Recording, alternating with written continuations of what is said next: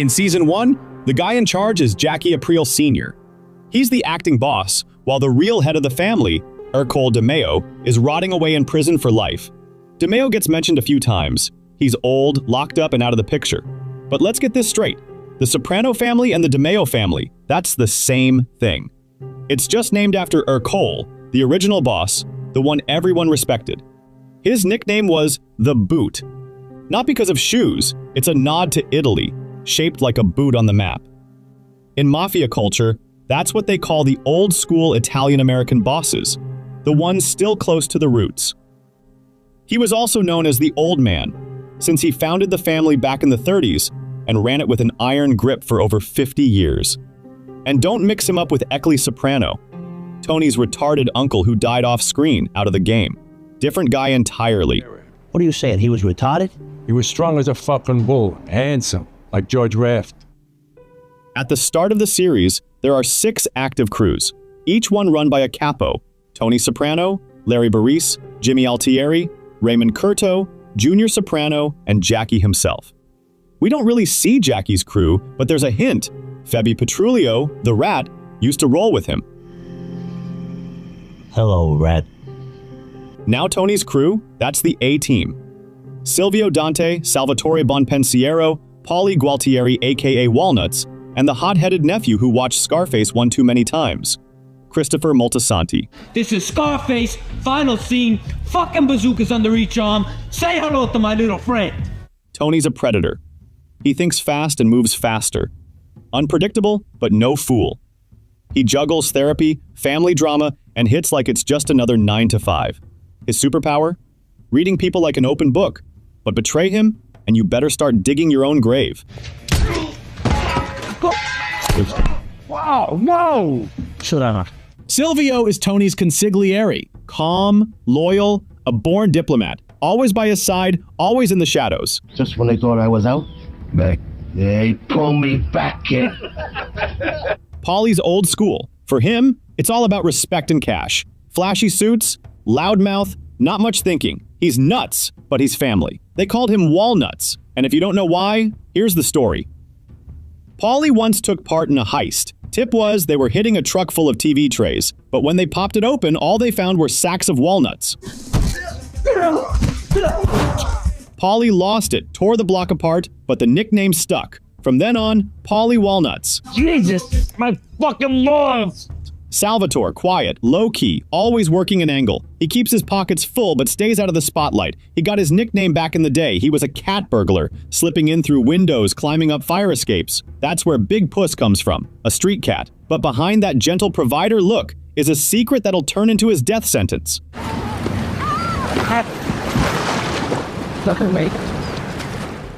Christopher, young, impulsive, always torn between earning his stripes, staying clean, and chasing that Hollywood dream. He worships Tony, but the weight's too much. The kid's always one step from cracking.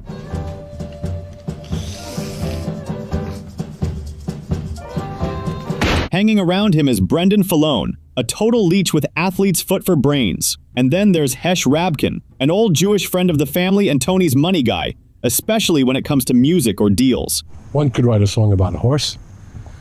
But in order for it to be a hit with your target audience, you'd have to have a mounted cop on him, be ripped up the ass with a Mac-10, no? You'll also spot Yo-Yo Mendez, a Newark street dealer who used to kick up to Christopher, until Junior tried to muscle in on his turf. Chris wasn't having it. He said he'd chop off Mendez's fingers if he didn't keep sending money like before. This is my corner. You pay anyone but me, I'm coming back for your thumbs. And that didn't happen, what you said. Junior's got his own crew, front and center. Mikey, Grabbag, Palmies. The guy who's soon going to become his consigliere. The nickname? Could be he used to snatch purses back in the day. Or maybe, and this one makes sense, he always kept a go bag ready, paranoid the cops would bust in at any moment. Either way, he was like a pit bull. If Junior gave the order, Mikey didn't ask twice. This fucking guy's big mouth. No, he's okay. I don't like it. Next to be making jokes about me. Next up, Chucky Signor, the muscle, and Joseph Beppi Sasso, Junior's underboss. The two of them would end up getting pinched together. Junior's clinging to the old ways. He believes in hierarchy, pride, and respect. But under all that tough talk, he's just an aging relic, full of ego and insecurities, slowly getting pushed to the margins. Oh, and by the way, his real name's not Junior. It's Corrado. Junior's just the nickname. His father was Corrado Soprano Sr., and he's Corrado Jr. Hope that clears it up. There's also Donnie Paduana, an associate who coordinates those unidentified blackmails that tried to whack Tony. Junior later has him clipped. The guy had the balls to crack a joke about Livia. We also hear that Junior used to run with Gennaro Malanga, but things got heated, and they had a nasty split. Even after Malanga's death, that ghost keeps haunting Junior. The other three capos, Larry Boy, Jimmy the Rat, and Ray Curto, don't get much screen time. What we do know, Larry runs the biggest crew. We see his brother, Albert the Trucks, and another associate, Rusty Irish. Mikey tosses Rusty off a bridge for pushing bad dope.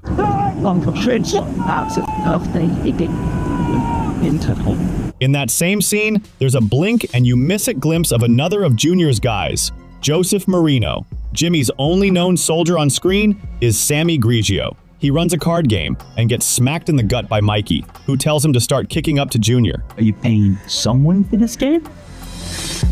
Huh?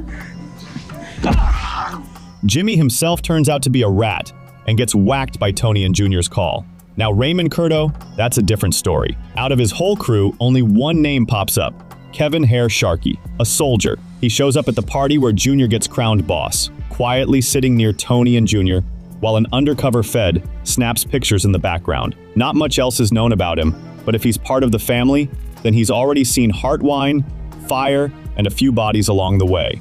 That same episode gives us a quick glimpse of Dave Salerno, a Soprano soldier, playing cards at Satriali's. But Curto himself? He's been working for the government from day one. No drama, no theatrics, just quietly flipping throughout the whole series, keeping his seat at the table and the respect of the family. Nobody suspects a thing, and that makes him the deadliest kind of rat. Off-screen, they call him Raymond Buffalo Ray Curto. Two possible reasons. Maybe he had ties to Buffalo, New York, used to work there, maybe got his start in that scene, or, and this feels more likely, it's pure irony. Buffalo because he was slow-moving, heavy-footed, barely spoke, and took forever to make a decision. A silent beast. The ancient Romans had a word for it.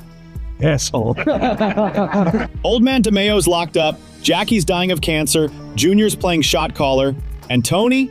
He's already making moves, quietly pulling the strings. The Soprano family is on the edge of a major shakeup, and there's only one man ready to take it all. The era of Tony Soprano is just beginning. Since he's the king of kings. The truth is, every decision is made by me.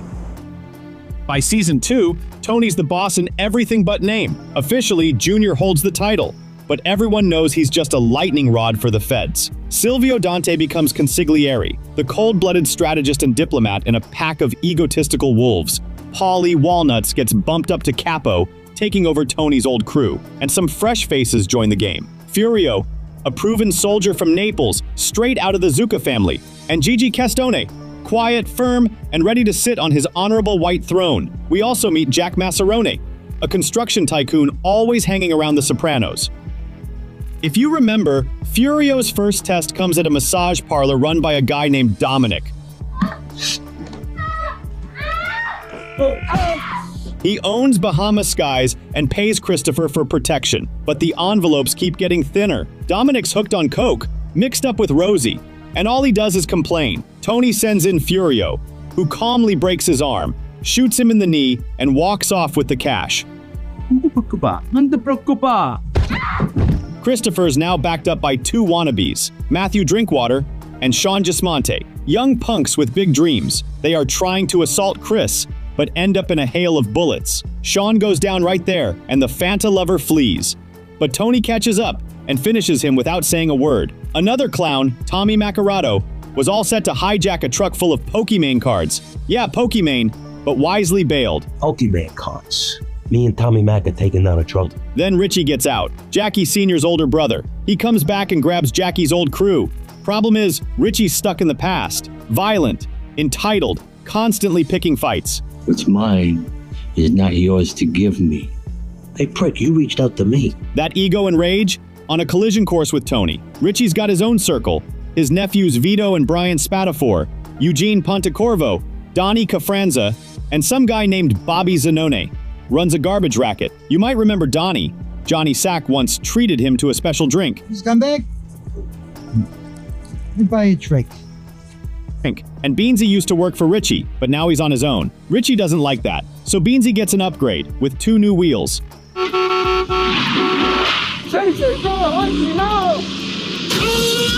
At Richie's welcome home party, we catch a glimpse of 2 more Sopranos soldiers, Joey Samarco and Big Frank. Frank stood out not for what he did, but for what he said. He cracked a slick joke at Paulie's expense, right to his face. Paulie, of course, once again felt like he'd been stabbed in the heart. Oh, please, no bitches. Exploiting medical curiosities is against the law. That why they canceled your mother's audition? What? Take a walk. Over in Junior's crew, there's Bobby Bacala Jr. Loyal, soft-spoken, heavy, but rock solid. His dad, Bobby the Terminator, used to roll with Junior back in the day. He's retired now, but comes out for one last hit, taking out the nutjob Mustang Sally. He pulls it off, but dies behind the wheel from a heart attack. Smoking kills.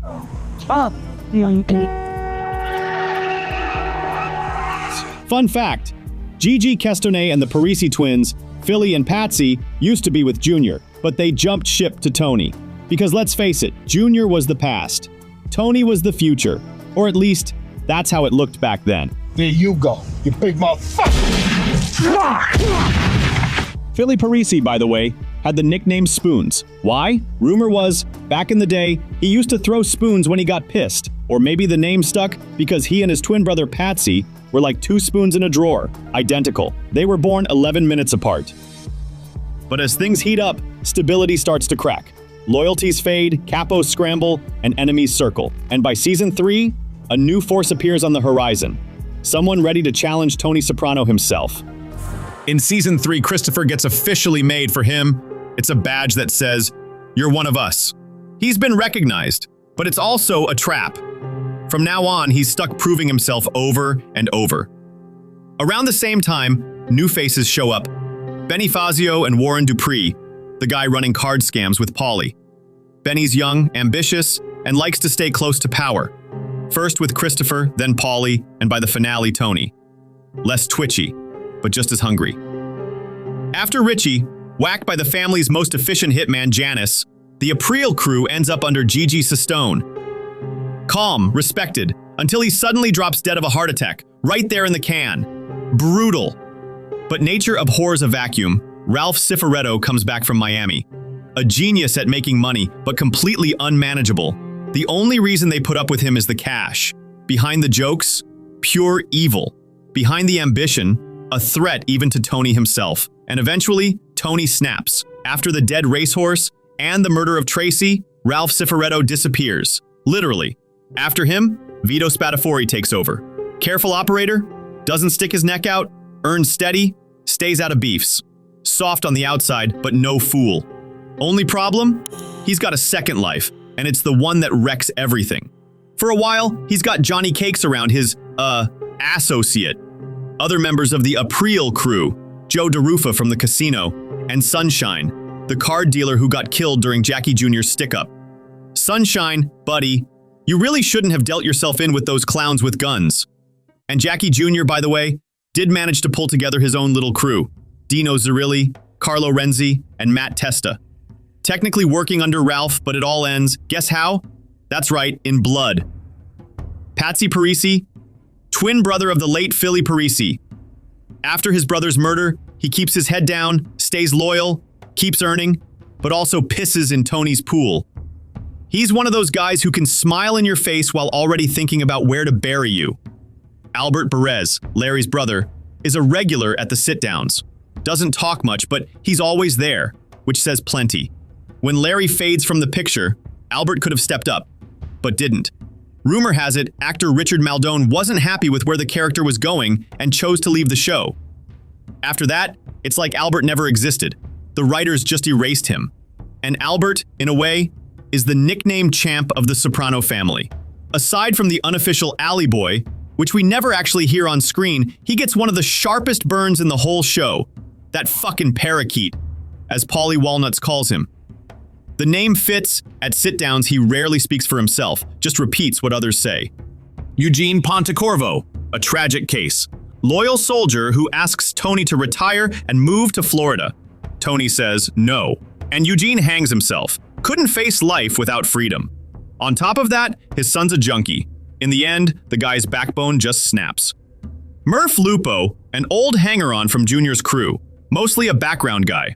Slow, out of the loop, makes no decisions, but sticks to the same spot like glue. Matouche Gammon, small-time dealer hanging around Adriana's club, never got inducted into the family, but what he did get was a serious beatdown from Furio. We should also mention Angie Bonpensiero, Sal's widow. After he vanished, she was told he ran off with a girlfriend, and she bought it fast. Tony used to support her financially, but after spotting her new car, he shut off the cash flow. Later, Angie started selling Polish sausages out of her car, and then, surprise, leveled up. She took over Pussy's old body shop and eventually got into shylocking with Patsy and Benny. Basically, she stepped right into her husband's role. Next season, things get even harder. The feds move in, Johnny Sack starts pulling strings, new players hit the board, and for the first time, a real threat hangs over the Soprano family. While Polly's doing time in the can, Christopher steps in as acting captain.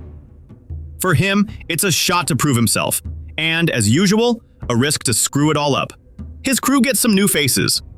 Peter La Rosa, the one who, alongside Benny, takes out the charcoal briquette sent after Carmine Sr., and Alfie Walnuts, who trashes Carmine's restaurant. Stylish debut, gotta say. When Christopher slides deeper into the smack, Tony brings in Dominic Palladino, a former burglar and junkie who's been through a few interventions himself and now works as a sober companion. He's the one trying to set everyone straight at that meeting in Christopher's house, but loses control fast. Polly blows up, Christopher starts insulting everyone, and it all ends with a beating, right in front of the women. Intervention failed, but Christopher still heads to rehab. Meanwhile, a new capo takes the stage, Carlo Gervasi. He takes over Jimmy's old crew. His guys are Terry Doria and Vincent Pisaturo, both working the docks. Terry's a soldier, a union member, officially a shift foreman at the port, but in reality, he's keeping an eye on the cargo coming into Jersey. Together with Benny Fazio, Terry went looking for the Vespas Johnny Sack was hiding from Tony. Terry was also spotted during the ambush on Vito Spatafor when Vito came out of the closet. Later, he ran into Vito at a supermarket, borrowed some cash from him, and when Vito got whacked, Terry just shrugged. Carlo keeps it quiet, works steady, stays out of beefs. Classic company man. And then comes season 5, with a fresh wave of old-school mobsters, the so-called Class of 2004. Guys who've done their time are coming home. Old friends, old grudges, and a brand new headache for Tony. I've edited this whole video in under 90 minutes, all thanks to Riverside.fm. It automatically cuts out silences, filler words, enhances audio, adds subtitles, creates vertical 9x16 clips for socials, and even detects how many speakers are in the recording. It can split one voice track into 3. Total no-brainer. Then you can export the whole thing straight into Premiere Pro or DaVinci Resolve with subtitles and everything. Now I'm editing my next one again using this. I grabbed the Pro plan, just $29 per month, and honestly, no regrets. And yes, there's a 14-day free trial. So check out the link in the description box and try Riverside out yourself now. In Polly's crew, we get Dante Greco, mostly a background guy, but he pops up regularly. His nickname, Buddha, nods to the real-life gangster Joe Manry from the Lucchese family, one of the Lufthansa heist crew. Most likely, the name hints at his standing in the pecking order, calm, quiet, but a fully capable player. Polly, as always, runs things with an iron fist. Old school rules, superstition, total control. Everything by the book, every word logged in memory. That obsession with order sends him into fits, especially when it comes to the younger guys, like Benny Fazio or Christopher. He hisses, he yells, he suspects someone's robbed him. Pure bliss. We also see a few more faces. Jason Molinaro, the idiot who screwed up Joey Peeps's headstone. Frankie Cortez and Corky DeJoya, bouncers at the Bada Bing, working the door as muscle, just like they should.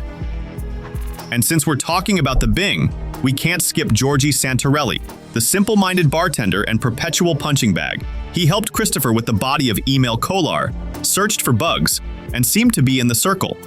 But thanks to his cluelessness, he kept ending up on Tony's bad side, saying the wrong thing at the wrong time, messing up, and catching whatever was in reach.